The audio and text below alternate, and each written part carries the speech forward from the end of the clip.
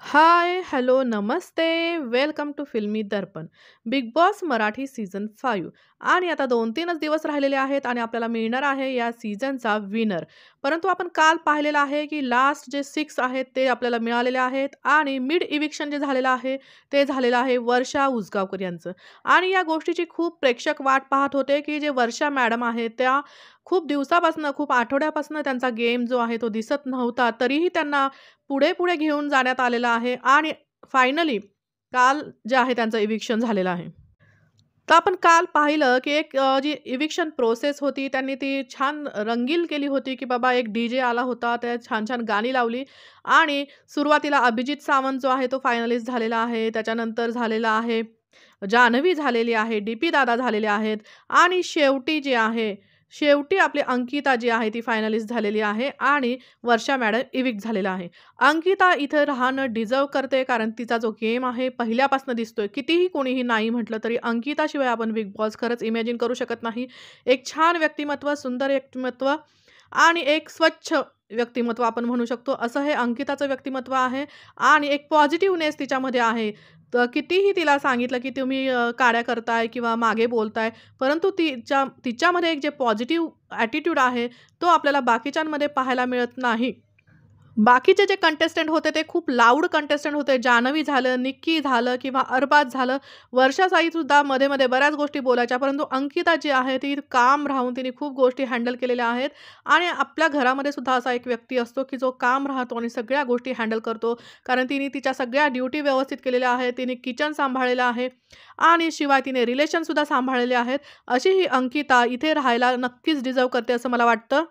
त्यानंतर आपण पाहिलं, फायनलिस्ट आपल्याला मिळालेले आहेत. त्यानंतर आपण पाहिलं, की अभिजित सावंत आणि जी अंकिता आहे, त्यांची कुरबुर जी आहे ती काही संपत नाहीये.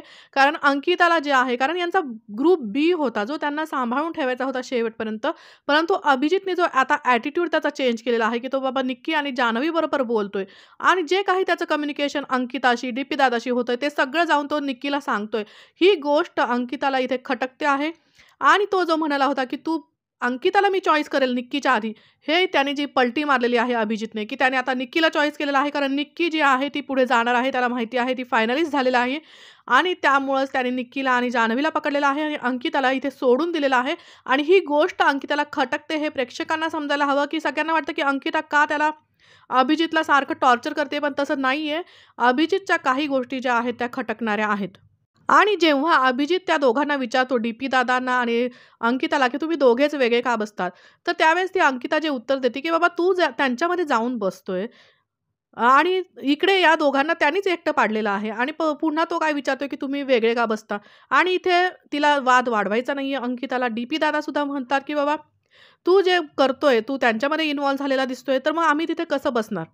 आणि अभिजितचं जे आहे ते कॅमेरासमोर सगळं जे चाललेलं आहे, प्रेक्षकांना दाखवण्यासाठी की अंकिता कशी चुकीची आहे, डी-पी दादा कसे चुकीचे आहेत आणि तो स्वतः सूरजची साईड कशी घेतो किंवा सूरजच्या पाठीशी कसा आहे, हे सगळं दाखवण्याचा प्रयत्न अभिजित सावंतचा चाललेला आहे, हे प्रेक्षकांनी लक्षात घ्यावं.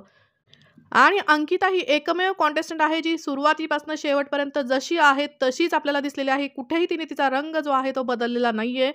आणि जान्हवी म्हणते, की बाबा आपण दुश्मनी घेऊन बाहेर जाणार आहोत का? वर्षाताईंशी ती बोलतीये.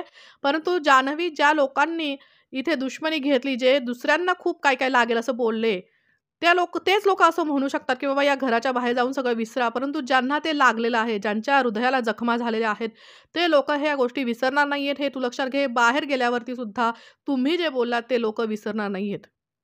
तर जान्हवीचं जे आपण पाहिलं पार्टीमध्ये ती छान डान्स करते आणि ती एक जे म्हणतात ना पार्टी वुमन ती आहे, पार्टी ॲनिमल ती आहे आणि या बिग बॉसच्या गेमसाठी ती एकदम परफेक्ट आहे हे आपल्याला कळून चुकलेलं आहे.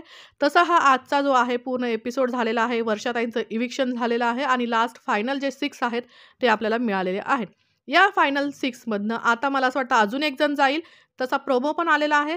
की आता नंतर शेवटी एक जण जाऊन लास्ट जे 5 आहेत ते उरणार आहेत आणि त्याच्यातनंच एक विनर होणार आहे. तुम्हाला कुणाला विनर पाहायला आवडेल ते नक्की मला कमेंट बॉक्समध्ये सांगा. कारण सूरजला तर महाराष्ट्राचा पाठिंबा आहेच. सूरजला सगळेजण विनर म्हणूनच कन्सिडर करतायत. पण सूरजच्या कारण त्याचा जो फॅन फॉलोइंग आहे किंवा त्याचं वोटिंग आहे ते खूप जास्त आहे कंपेअर टू अदर. परंतु मला अंकितासुद्धा खूप जास्त डिझर्व्हिंग वाटते बाकीच्या सदस्यांपेक्षा. त्यामुळे मला तुम्ही कमेंट्समध्ये सांगा की तुम्हाला कोण डिझर्व्हिंग वाटतं विनर होण्यासाठी. चला तर मग आज मी इथेच थांबते. परंतु जर तुम्ही अजूनपर्यंत सुद्धा जर आपल्याला सबस्क्राईब केलं नसेल आपला चॅनल, तर नक्की सबस्क्राईब करा, लाईक करा, शेअर करा. नमस्कार, धन्यवाद.